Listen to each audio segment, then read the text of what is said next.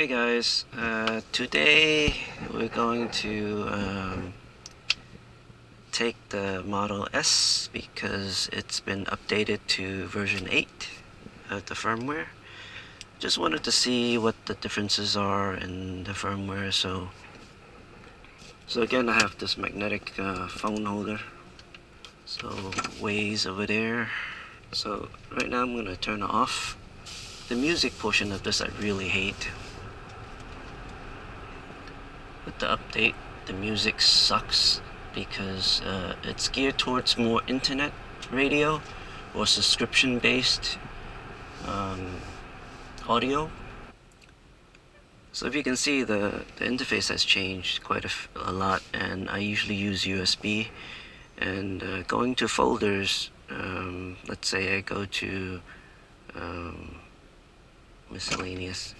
Look at all these songs I have. There's no more scroll bar at the side. There's no more A to Z sort, so I can't just like click it. I have to scroll through everything.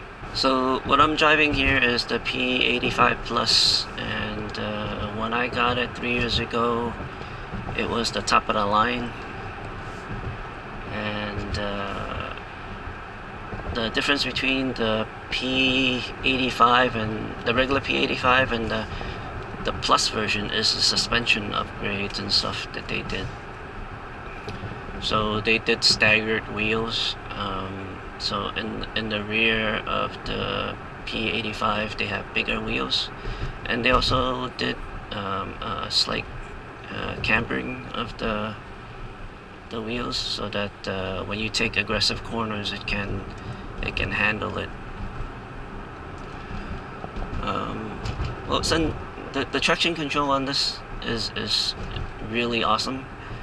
So yeah, there's a lot of power with this, and if I take a corner in this car, it will never feel out of control. It will have a controlled slide, if you will. If you feel it, you're gonna start seeing the traction control come on, and it kicks in really quick. So it's never an issue. This guy wants to race, it looks like.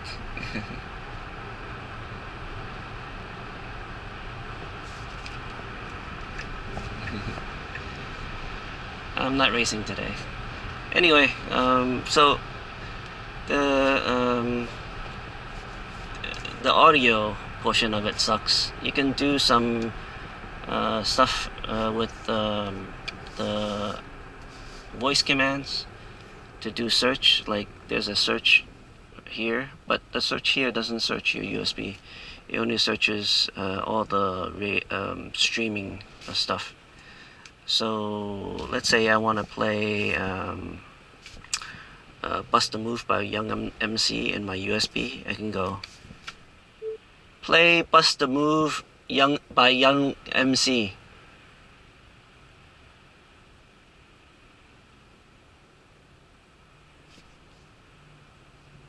So searching for it, and it looks for Bust a Move radio. So it's definitely not from my USB, even though you can clearly see it's in my USB, right? USB is highlighted, and it's not playing from my USB. So if I press here, that's how it looks like. Also notice that the interface is a lot slower on this car, because I guess this is a 3-year-old car, and the chipset or the CPU and all that stuff behind this touchscreen is a little bit dated. And I have also noticed that you can access the audio settings with one screen. Before it was 2 separate screens with two tabs, right? Right now you can do, adjust your bass and your treble, and you can also do the fade. But the funny thing is they did away with the numbers, so you don't know how much you're fading. but it snaps to the middle, so I like that. This portion you can actually bring down if you want, and you can bring it up. But again, they lost that scroll bar on the side, and now I have to scroll through all my songs with like this. So you can see there's a lag. It doesn't scroll really fast, and then if I hit something by mistake, it starts playing it. Let me clean my windshield.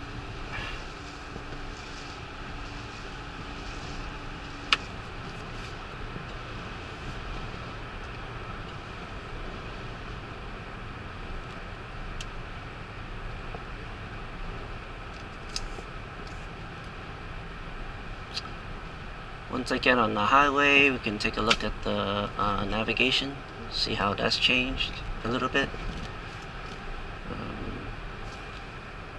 The energy function, once it comes up, it's always on the bottom, it seems like. I wonder if I can hold it. Yes, I can do that too.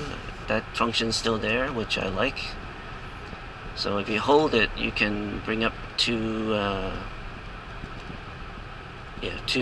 boxes, and you can drop it at the box that you want, up or bottom. And the energy consumption graph is still the same. Doesn't look any different at all. The rated here is supposed to be 300. So for the P85, the rated is supposed to be 300 watts per mile.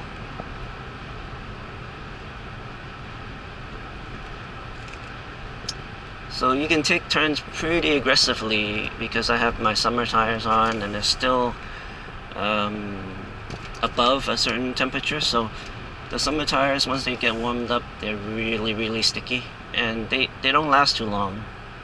And usually last about 2 summers before I need to replace them. I drive pretty aggressively in this car. I don't know what it is about the sedan that makes me drive a little bit more aggressively, but it seems like maybe it's a seating position or something. It's more racy. It makes me drive a little bit more aggressive. So I do like the Model X a lot better because of the seating position, and it seems to calm me down a lot more. I don't really drive crazy.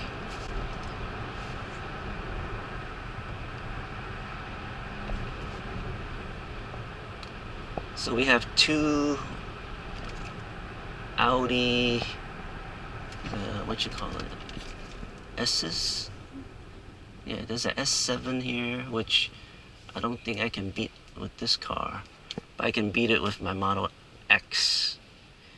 But there was a S4, I guess, right behind this S7 that I definitely can take out with no problem.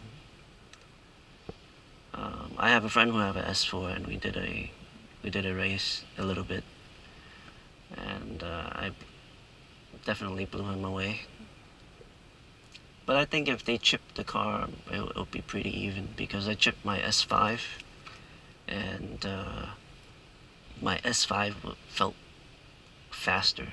I never timed it or anything with the launch control and everything, but it definitely felt really fast at speeds, and with the launch, it's like insane.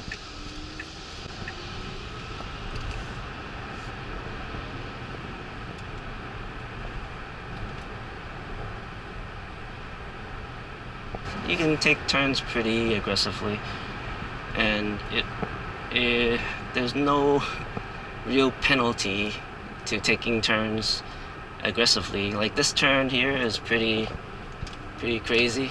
If I were to stomp on it, it would basically just kick me out, and I took that turn at 55 miles per hour, which definitely wasn't supposed to be.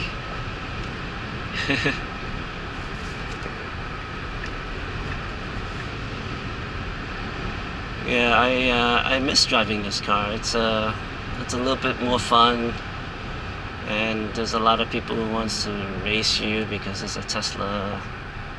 There goes another stupid ass that wants to race, of course. Humor him a little bit.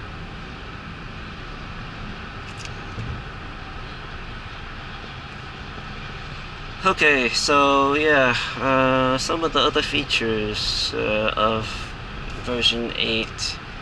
There's not many changes except for the UI for the older cars, because there's a lot of subtle changes with the autopilot. First of all, I don't know where people get this misconception from, but autopilot does not use the new radar algorithm to see lanes. It does not. It only uses it to recognize objects. That's it. There's no way that radar can see lane markers. Radar is used to see objects, and you cannot use objects to keep in your lane. So there's only one. I take that back. There's only one situation where the camera will use objects instead of the lanes to keep in the lane, if you will. It's not really keep within the lane. It's really to follow whatever car is in front of you. So in situations where we have traffic like this, and I'm right up next to them and I'm using autopilot will not be able to see the 2 lane markers. So what it does is it locks onto the car in front of you, and then it uses that car actually turns blue, and you're trusting that guy in front of you knows what he's doing. And if he doesn't know what he's doing, guess what? You're gonna get into accident, just like the guy in front of you. So the guy in front of you is a total moron, and he goes and does something stupid. Your car's gonna go and do something stupid too. So it does not keep lane using the lane markers. So the new autopilot system, it may help a little bit in traffic situations like this, where you're going, stop and go, and you're following or you're tracking the car in front of you. But when you can actually see the lanes, right, which is most of the time, it does nothing for you, because the radar doesn't see these white lane markers. Radar can't see the yellow lane markers. It's the camera that does that. How I don't understand why people think that radar is like a camera. It isn't like a camera. It doesn't see the world like we see it.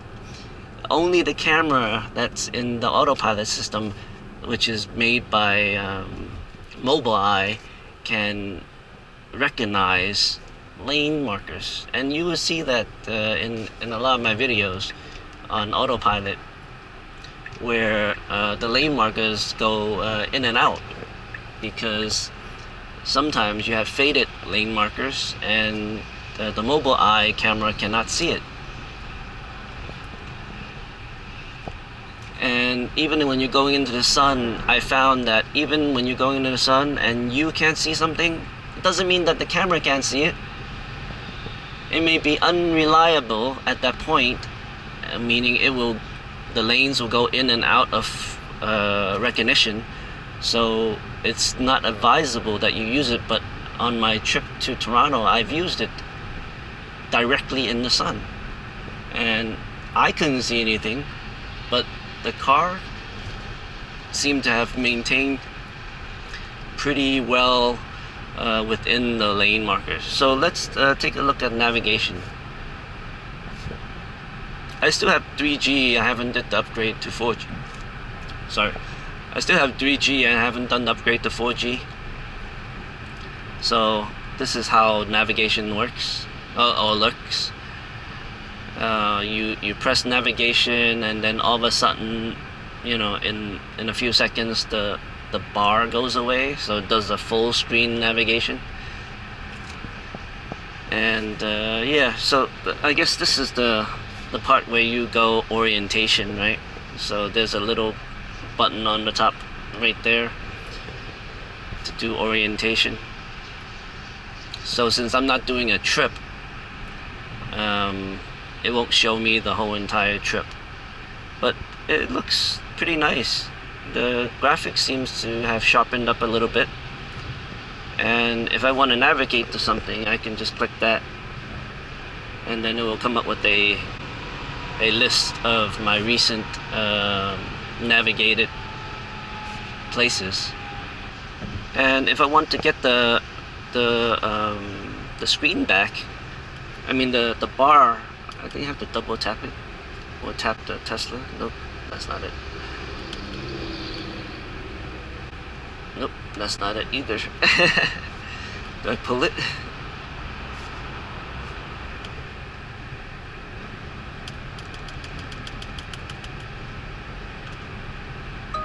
I just unlocked my doors. That's not good.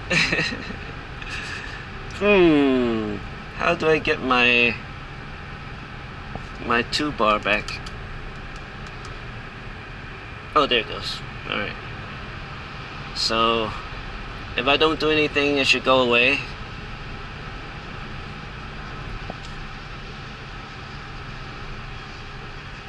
And then if I tap in the middle, it'll come back. So for those of you who haven't gotten it yet, that's basically how you get the menu back. It's not up here, because tapping up there doesn't do anything, right? But I like the fact that they still have the lock button. So you can see that the lock button at the corner is still there. I guess they didn't take my suggestion to make the lock button a little bit bigger. It's still the tiny little itty bitty lock button. So to get the menu bar back, you just tap in the middle and it'll come back. Let's go with audio, and I wonder how you swap it. Looks like it defaults to navigation being on the top. So if I tap it again to get the menu back, can I swap it? Yes, I can.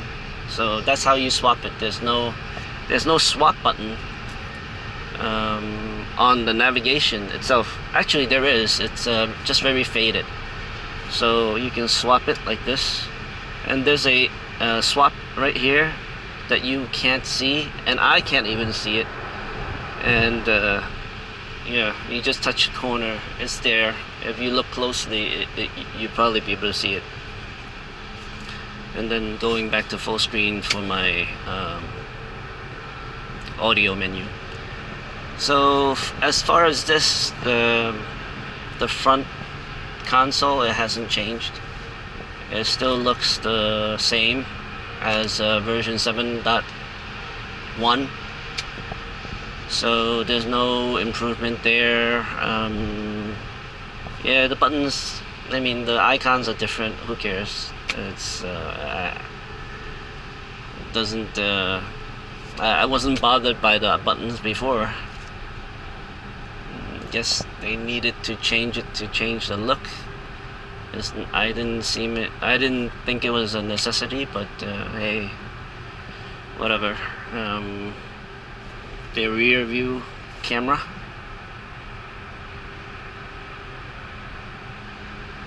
So we can see who's behind us. On the S, the rear view mirror is a lot better, so it's not an issue. So I wouldn't use it. You can use the energy graph or something. Oh, if I press energy graph, everything you press defaults to the bottom, except for navigation. Navigation defaults to the top if you press it. Yeah, basically navigation seems to be the most important. But you can override it like that.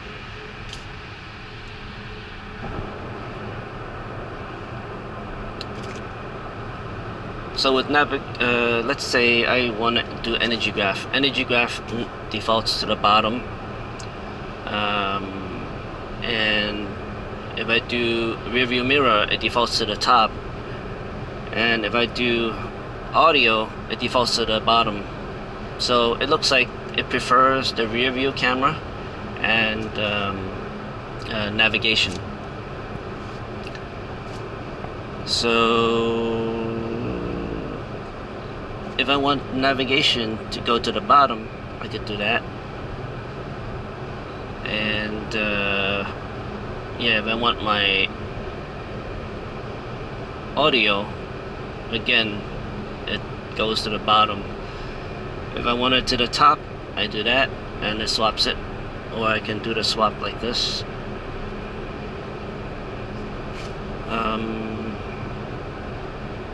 Yeah, so energy graph, it defaults to the bottom.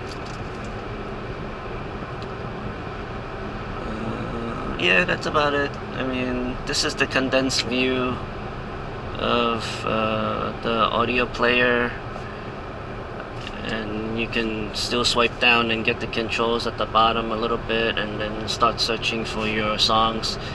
It's gonna be a real pain to find anything on the USB. They basically said fuck you to the people who are using USB, which is yeah, I guess Tesla's way of pushing you towards using streaming audio. I guess they don't understand that streaming audio sucks because the audio quality sucks. You're not gonna get FLAC audio, which is lossless. For some audio files, they want to listen to the best audio. Why else would you buy the upgraded premium audio in the Tesla? To listen to great music. And if you're gonna force us to listen to streaming music or listen to it using Bluetooth, what's the fucking point?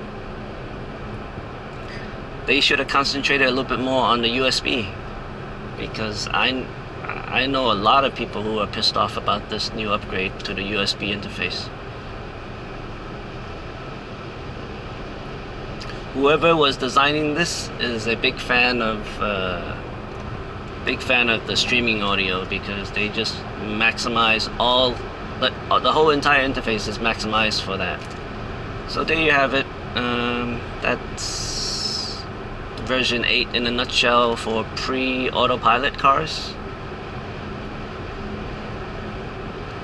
And yeah, there's nothing much left. It's much to do about nothing. It's not version 8 for pre-autopilot, folks. Just makes everything slower.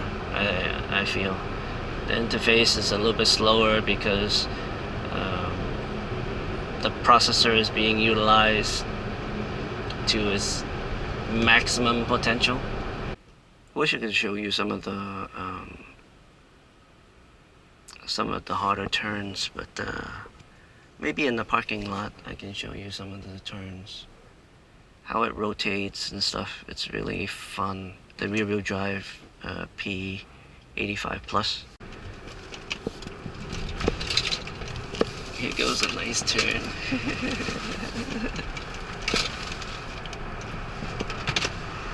Oops, I did the knee thing because I was bracing with my knee in the Model S. The controls are so much lower for the windows, and whenever I'm doing maneuvers like that, I always brace. So that's a slide, which is very, very controlled. Yeah, so anyway, hope you guys enjoyed this video, and please be sure to subscribe